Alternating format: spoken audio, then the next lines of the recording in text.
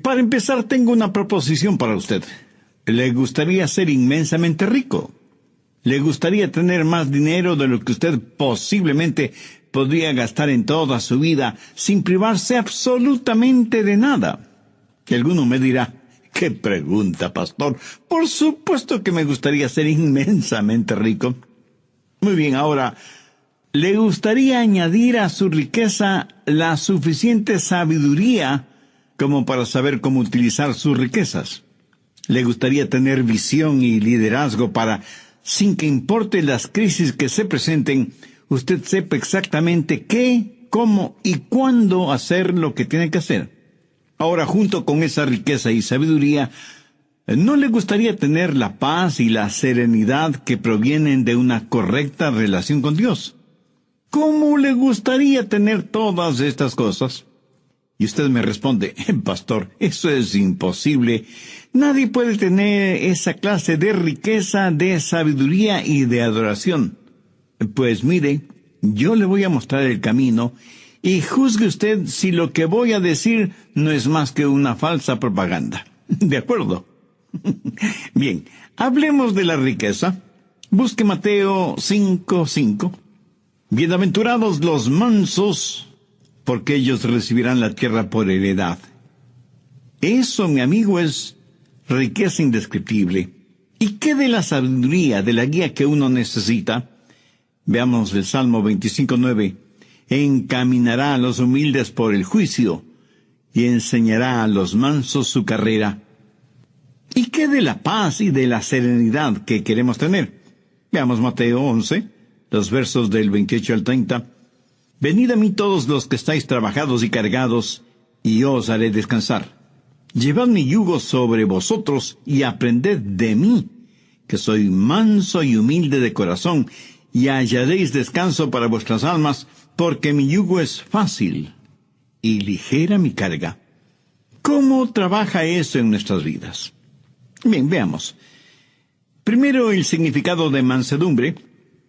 Muchos piensan que mansedumbre es cobardía, que si uno es manso, tiene un carácter tímido y ambivalente. Permítame decir de una vez por todas, mansedumbre no es cobardía. Jesús dijo, yo soy manso y humilde de corazón. ¿Fue Cristo un cobarde? ¿Llamaría usted cobarde a quien con látigo en mano echó fuera del templo a los mercaderes? ¿A quien pasó 40 días en el desierto, en ayuno y oración, rodeado de bestias salvajes? ¿Se atrevería usted a decir que fue un cobarde? Jesús, aun sabiendo que en Jerusalén sería apresado, acusado y crucificado, sin embargo fue con determinación y firmeza hasta esta ciudad. ¿Le parece a usted que eso fue un acto de cobardía? ¿Qué clase de cobarde fue Jesús que sufrió en agonía y murió con su cuerpo clavado en una cruz? Jesús, el más hombre de todos los hombres que ha existido, dijo, yo soy manso y humilde de corazón. Mansedumbre ni siquiera es debilidad, aunque muchas veces así lo pensemos, cuando lo opuesto es la verdad. Para ser manso hay que tener tremenda fortaleza espiritual y emocional. La Biblia dice que aparte del Señor Jesús, Moisés fue un hombre manso. Piénselo. Moisés fue un comandante en jefe que guió al pueblo de Israel desde Egipto hacia la tierra prometida. Fue un hombre de valor. Pero ser un hombre de valor no excluye la mansedumbre. Alguna vez en alguna parte leí la siguiente frase: si usted cree que mansedumbre es debilidad, trate de ser manso por una semana. Perturbadora opción, ¿no le parece? Ser manso demanda una increíble fortaleza, porque la mansedumbre es fortaleza bajo control. En tiempos bíblicos y aún en la actualidad, cuando alguien tenía un caballo salvaje y quería montarlo, primero tiene que domarlo hasta que se vuelva manso. Y solo cuando ha sido amansado puede ser montado, utilizado. Pero note, no es que el caballo perdió su fortaleza, sino que ahora su fortaleza está bajo control. Entonces, mansedumbre es fortaleza que está bajo control. Wallace Hamilton es el nombre del autor del libro cabalgue caballos salvajes. ¿Y qué ilustra lo que estoy diciendo?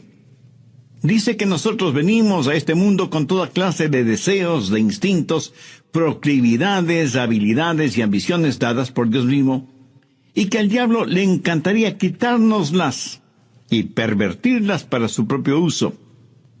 Pero esos dones son el regalo de Dios para nosotros. Pero Él quiere que todos esos dones estén bajo su control y sean para su honra y su gloria. Pero el diablo quiere pervertirlos y traer vergüenza al nombre del Señor Jesucristo. Por lo tanto, hay 3 cosas que usted puede hacer con sus habilidades naturales y los dones que Dios le ha dado. Primero, autoafirmación. Allá a comienzos de la década de los años 60, apareció el siguiente lema: lo que quiera que es natural es hermoso, y cualquier cosa que es hermosa debe ser buena. Así que, lo que quiera que usted quiera hacer, hágalo. Nuestros antepasados de alguna manera fueron más listos que la gente de esta generación y su maldad.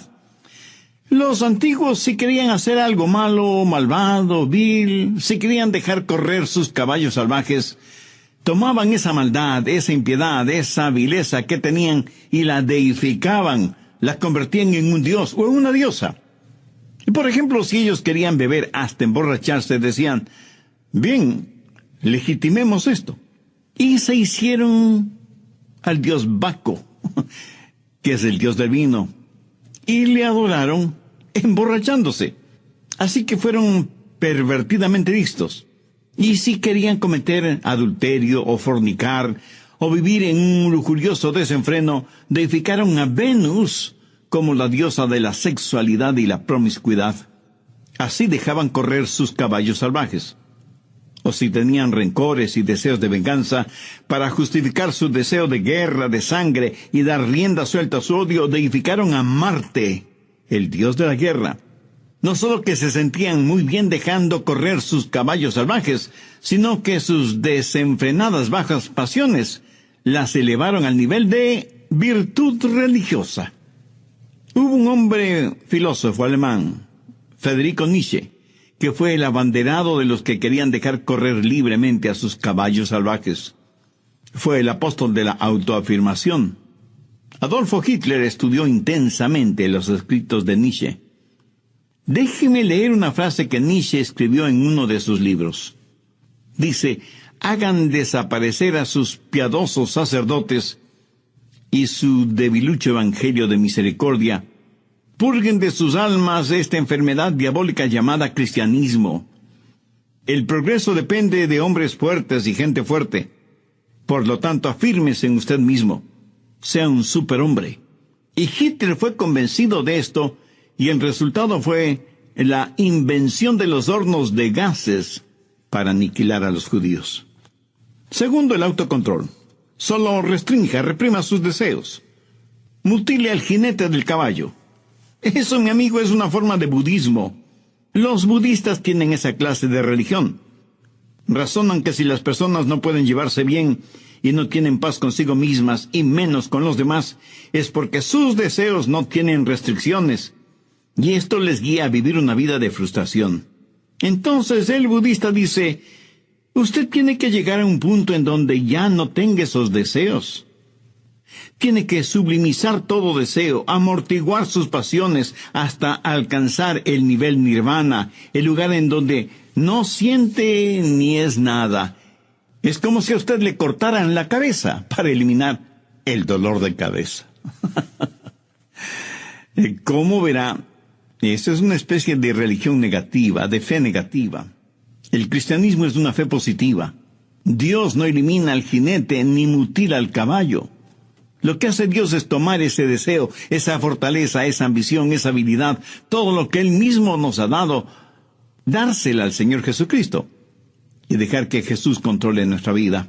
Anote Romanos 6:19. Así ahora, para santificación, presentad vuestros miembros para servir a la justicia. ¿Qué es lo que Dios quiere hacer? Dios quiere tomar sus habilidades y sus deseos y ambiciones y mutilarlos. No, de ninguna manera. Lo que Dios quiere hacer es controlarlo para su gloria. Por ejemplo, digamos que usted tiene un temperamento volátil.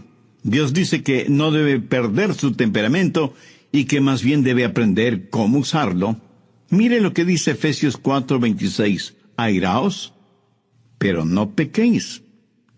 El mismo Señor Jesús, cuando vio que los mercaderes habían hecho del templo un lugar para sus negocios no muy honestos, que digamos, se airó, se enojó, fue movido a ira.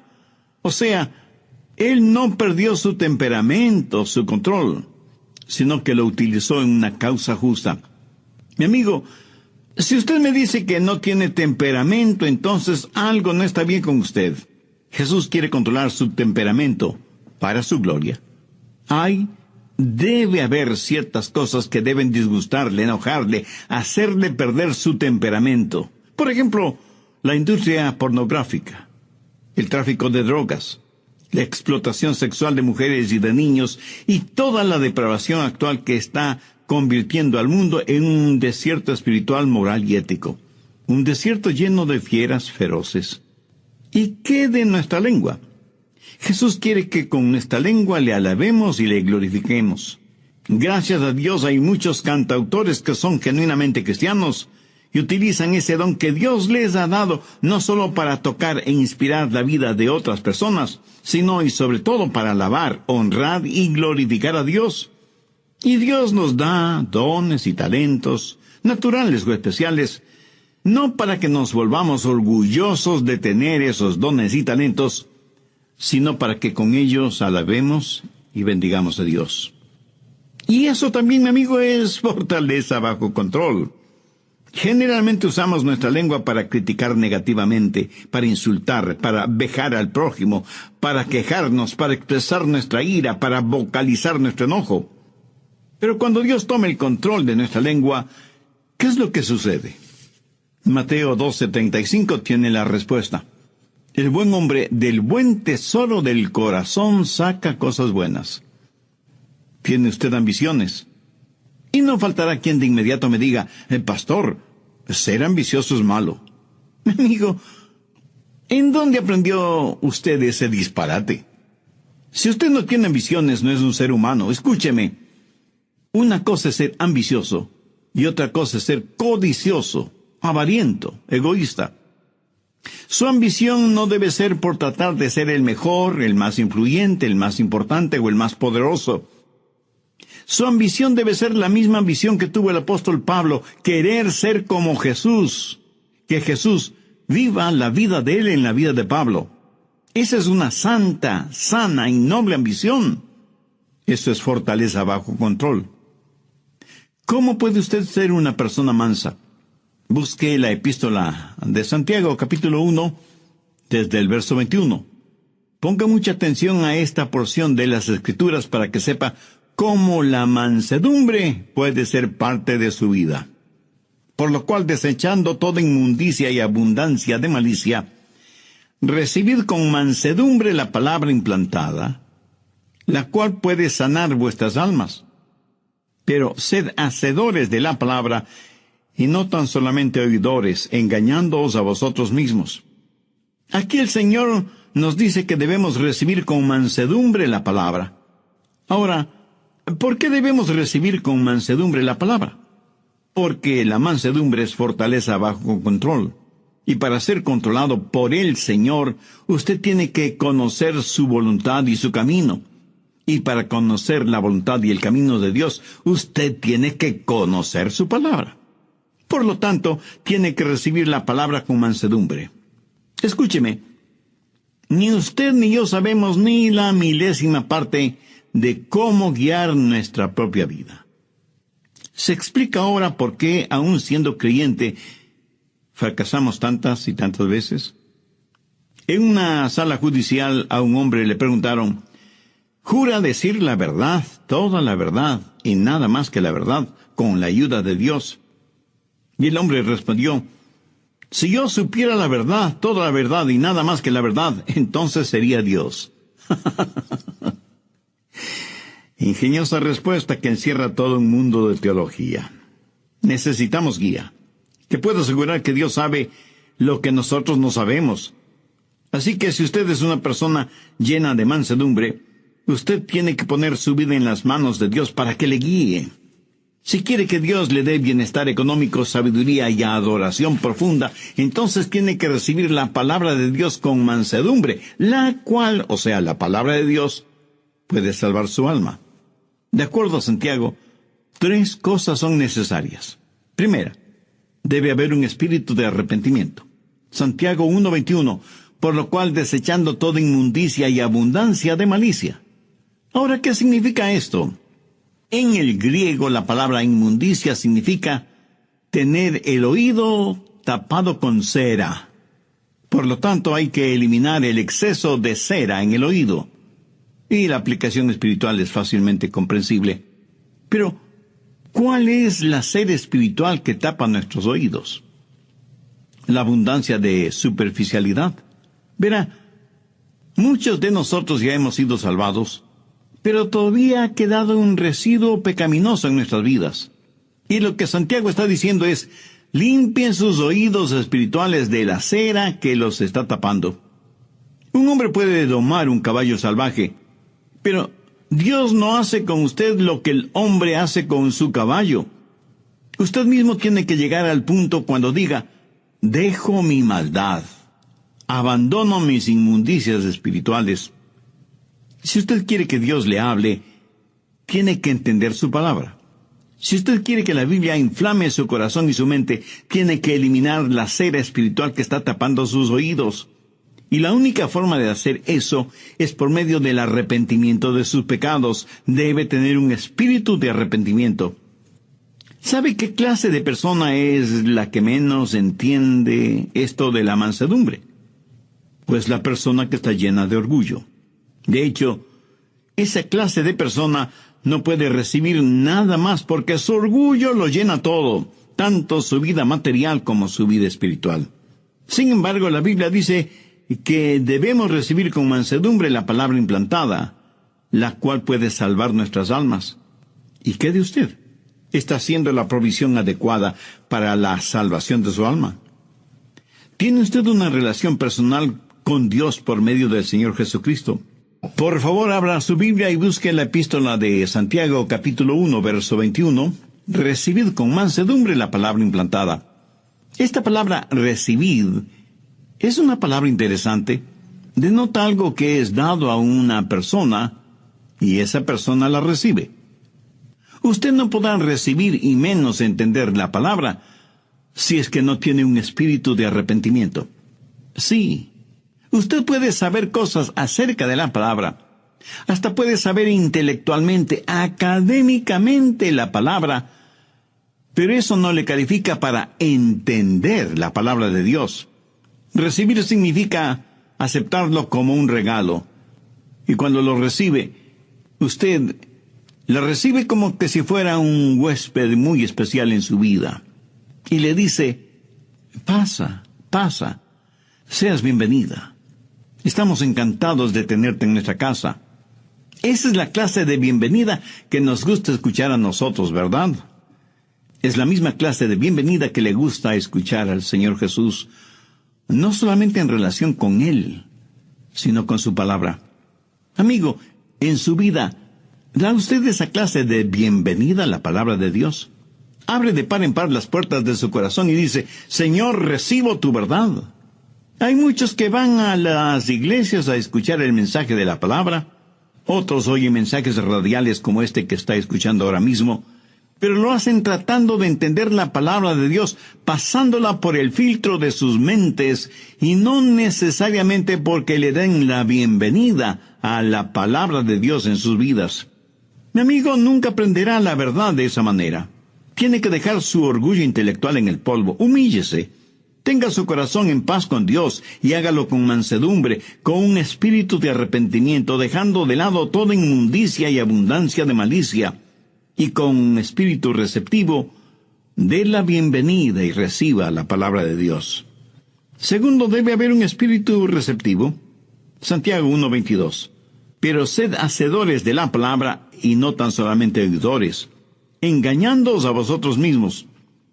Una vez que usted tiene la palabra de Dios en su corazón, tiene que volverse un hacedor de la palabra. O sea, vivir de acuerdo a lo que cree.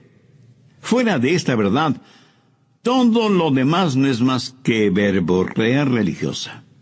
Si usted no es hacedor de la palabra, se engaña a usted mismo.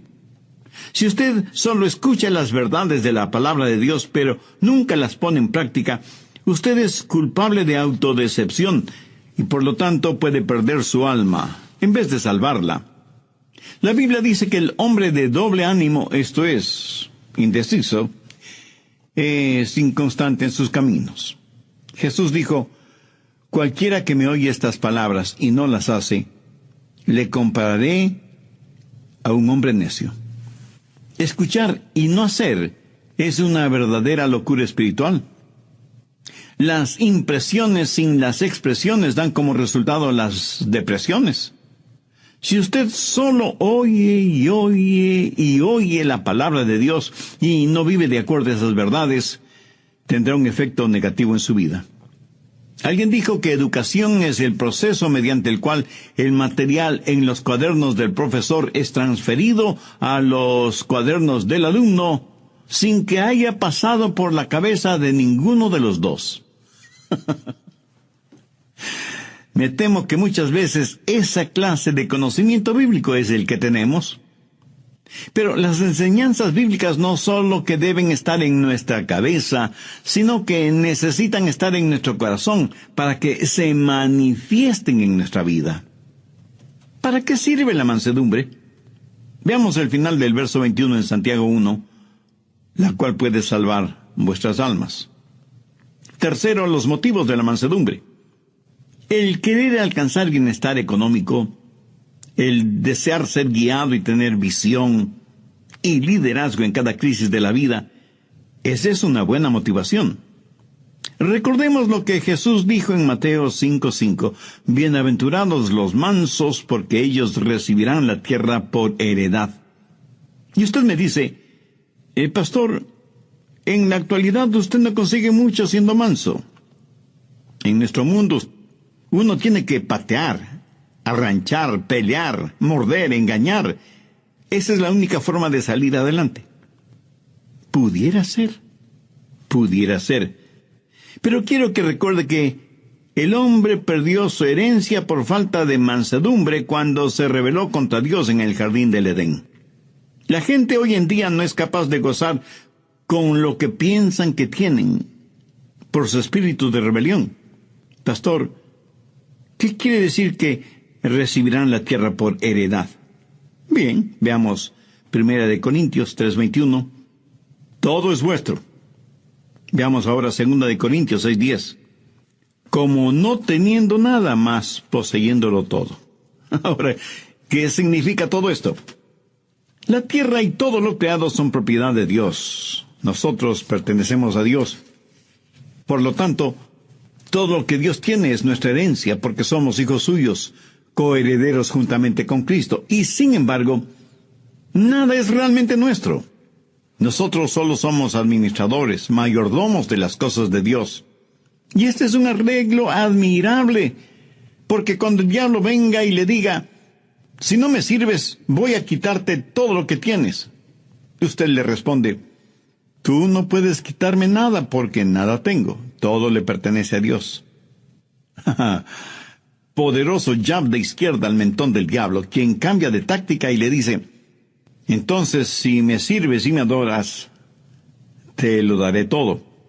Y usted le responde, diablo, tú no puedes ofrecerme nada, porque ya lo tengo todo. Demoledor jab de derecha al mentón del diablo. Como no teniendo nada más, poseyéndolo todo. Va a llegar un día cuando todo será posesión de los hijos de Dios, porque en su palabra dice que heredaremos la tierra. Un día vamos a reinar con Jesús. Un día Jesús descenderá del cielo y se sentará en el trono de David y reinará en donde el sol alumbra, o sea, en todas partes. Su reino se extenderá de mar a mar. Los lagos, ríos y océanos estarán rebosantes de peces. Los árboles se doblarán por el peso de los frutos en sus ramas. El cielo se llenará con multitud de aves, y todos los desiertos del mundo se convertirán en florecientes jardines. Todo esto será la herencia de los hijos de Dios. Los mansos heredarán la tierra. Eso lo tenemos ahora como herencia en nuestro corazón. Pero un día será realidad. Tendremos bienestar, riqueza económica. Salmo 25:9. Encaminará a los humildes por el juicio. Mucha gente se pregunta, ¿por qué Dios no nos habla hoy? Están viendo y entendiendo las cosas al revés. No es que Dios no nos hable. El problema es que nosotros no estamos escuchando. No tenemos una actitud de mansedumbre para oír la voz de Dios. ¿Desea usted que Dios le guíe? Si usted se humilla con un espíritu de arrepentimiento, con un espíritu receptivo, Dios le guiará. Y usted no será como un barco en medio de una oscura y furiosa tormenta, sin brújulas, sin timón, sin mástil y sin velas, empujado por las olas y los vientos de este mundo. Encaminará a los humildes por el juicio. Él le mostrará el camino y usted podrá escuchar su voz, guiándole aún en medio de la peor tormenta de su vida. Y usted tendrá no solo bienestar y riqueza y sabiduría, sino que sabrá lo que es la verdadera adoración. Mateo 11, desde el verso 28. Venid a mí todos los que estáis trabajados y cargados, y yo os haré descansar. Llevad mi yugo sobre vosotros y aprended de mí, que soy manso y humilde de corazón, y hallaréis descanso para vuestras almas, porque mi yugo es fácil y ligera mi carga. Veamos esta porción bíblica un poco más detenidamente. Jesús fue un carpintero y sabía cómo hacer yugos para los bueyes. Y no creo que Jesús jamás haya hecho un yugo que no quedó perfecto en los bueyes. Ahora, cuando un buey lleva un yugo, es porque es un buey manso. Ese buey sigue teniendo tremenda fuerza. Por eso usaban los bueyes para arar los campos. Y muchos agricultores que todavía aran a la antigua, dicen que el buey más dócil tiene más fuerza que un caballo en esas labores agrícolas. El yugo en el pescuezo de los bueyes es para que ambos bueyes puedan alar el arado.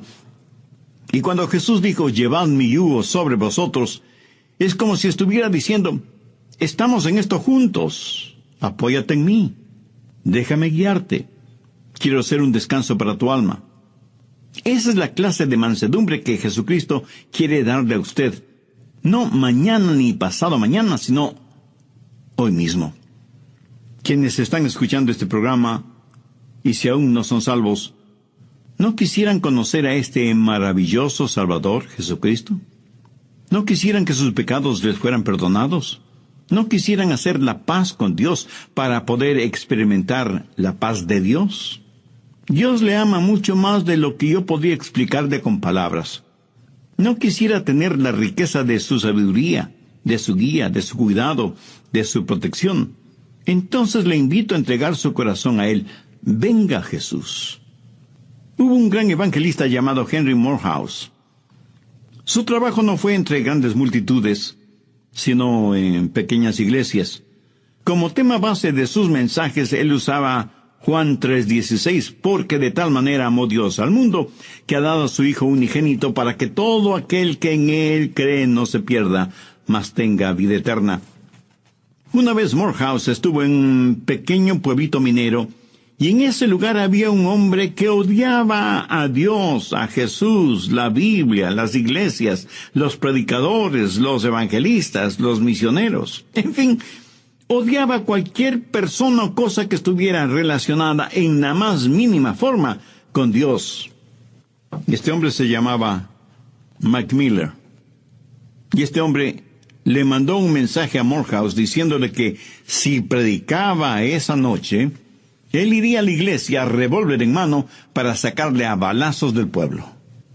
Los creyentes, asustados, se acercaron donde Morehouse y le dijeron que sería conveniente suspender la reunión de esa noche. Morehouse les dijo, no, he orado sobre este asunto, Y estoy convencido que Dios quiere que predique esta noche. Y yo confío totalmente en Dios. Tendremos la reunión esta noche, tal y como está programada. Esa noche la pequeña iglesita de ese pueblito minero estuvo totalmente llena. Y los que no pudieron entrar se quedaron alrededor de la iglesia y abrieron todas las puertas y ventanas para que la gente pudiera escuchar el mensaje de la palabra de Dios. Y cuando Morehouse estuvo más o menos a la mitad de su mensaje, vino Mac Miller. Empujó a cuantos encontró a su paso. Llegó frente al púlpito, se sentó en el suelo y le dijo: «Usted haga lo suyo, que después yo haré lo mío». Morehouse abrió su Biblia en Juan 3:16 y predicó del amor de Dios por todos los seres humanos, de cómo Dios entregó a su amado Hijo Jesucristo para que muriera por los pecados de todos nosotros. Morehouse predicó con tal pasión y convicción que se podía sentir la presencia del Espíritu Santo en ese lugar. Luego hizo la invitación para aquellos que quisieran recibir a Cristo en su corazón. Mac Miller se puso de pie, y la gente no sabía qué iba a pasar. No, él no pasó al frente, pero dio media vuelta y salió de la iglesia dando un tremendo portazo. Caminó por la calle principal de su pueblito. Sus amigos que estaban bebiendo en un bar le vieron y le llamaron: «Mike, ven, sírvete un trago». Pero Mac Miller siguió caminando como si no les hubiera oído. Llegó hasta un pequeño callejón, giró hacia la derecha y llegó hasta una semi-destruida valla metálica, tras la cual había un remedo de casa. Con sus enormes manos empujó violentamente la puerta. Era una sola habitación que servía de sala, comedor, cocina y dormitorio. Ahí una mujer de rostro demacrado cuidaba de unos pequeñuelos quienes, al ver entrar a su padre, corrieron a esconderse debajo de la cama por temor a que su padre los castigara. Su esposa, que evidentemente era abusada y golpeada físicamente, simplemente se puso en actitud protectora frente a la cama. Mac Miller miró a su esposa y en un tono dulce, desconocido en él, le dijo: «Mujer, no temas. Llama a los niños. Vamos a orar». Ella, asombrada, le preguntó: ¿Qué es lo que dijiste? Y él, con una paciencia absurda por ser él quien era, le dijo: «Trae a los niños, vamos a orar». Los niños salieron de debajo de la cama, pero se quedaron detrás de su madre. No entendían lo que estaba diciendo su padre. Él tomó a cada uno de ellos, les acarició en la cabeza y les dijo: «Hijos, vamos a arrodillarnos». Ellos, temerosos, así lo hicieron. Su mamá también se puso de rodillas, y para asombro de todos ellos, Mac Miller también se arrodilló y dijo: «Querido Dios», y se quedó en silencio. No sabía cómo orar. Sabía maldecir y decir palabras obscenas, pero no sabía cómo orar. De pronto, como en un relámpago, se acordó de las oraciones que su madre le enseñó cuando él era un niño, y entonces dijo: «Generoso Jesús, manso y humilde, mírame como si fuera un niño. Perdona mi simpleza y permíteme acercarme a ti». Y en ese momento, en ese cuartucho, frente a sus felizmente asombrados esposa e hijos, Mac Miller nació de nuevo. Sus lágrimas fueron la confirmación de la transformación interna. Esta historia real la sabemos porque el mismo Mac Miller la cuenta como testimonio de lo que le sucedió a él y a su familia cuando él entregó su corazón a Jesús. Ahora es posible que usted no sea como Mac Miller antes de conocer a Jesús. Pero si quiere ser salvo, se salvará de la misma forma en que se salvó Mac Miller. No hay ni uno solo de ustedes que sea tan malo que no pueda ser salvo, o que sea tan bueno que no necesite ser salvo. Jesús dijo: «Venid a mí todos los que estáis trabajados y cansados, y yo os haré descansar, porque mi yugo es fácil y ligera mi carga». Si en su corazón usted siente el ardiente deseo de hacer una decisión por Cristo, no se quede con el desear. Pase de inmediato al actuar. Humíllese delante de Dios, arrepiéntase de sus pecados, pídale a Dios su gracia y misericordia. Reconozca el sacrificio que Jesús hizo en la cruz del Calvario al morir por usted, para pagar el precio de la deuda de sus pecados, e invítele a que venga a morar en su corazón como su Salvador y Señor, y pídale que le ayude a ser la clase de persona que Él quiere que usted sea. Permita que Dios le use como un instrumento útil y de bendición en la vida de los demás. Y dele gracias a Dios por todo en el nombre de Jesús.